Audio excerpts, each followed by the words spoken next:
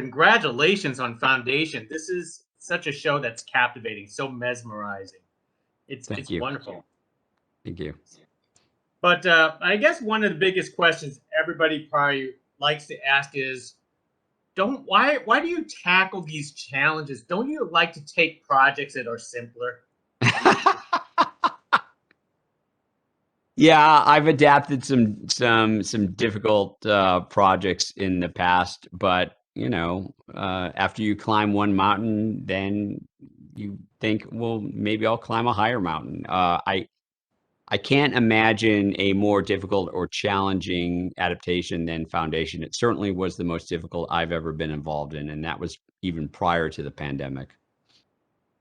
What about Isaac Asimov's stories that resonate so much with you personally?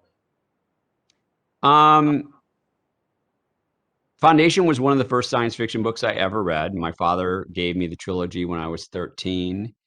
I liked, after having tackled some adaptations in my career prior to this that were pretty dark, I liked the idea that Foundation is fundamentally a message of hope, that is optimistic. I thought that would be a good story to tell now, and I feel that even more so now that the pandemic has happened and other events have overtaken the world. I like the message. I like that it looks to the past, but says we can learn from the past and we can apply those lessons to today, and we can build for future generations. I'm a dad now. The first time that I was offered to adapt Foundation, it was as a film, and I wasn't a father now. I think when you become a father or a mother, you think a lot more about your legacy. You think a lot more about what the world is going to be like after you're gone for your children and grandchildren. And so that felt particularly relevant for me right now in my life.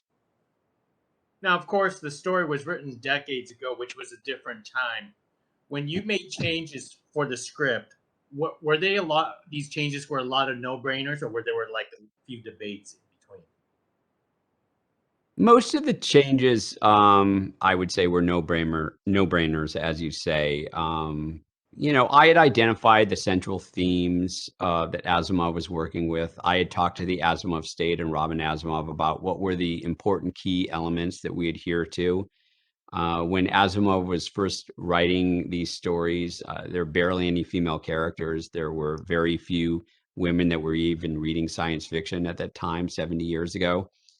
Asimov was writing in a post-World War II environment, so he was reflecting, current events of the time, and he was reflecting an audience of the time. 70 years later, we live in a very different world with a very different audience, and it's important that the work reflect the audience. And so that was a no-brainer, and it's something that the Asimov estate embraced from the beginning. They said that he himself would have fully embraced that.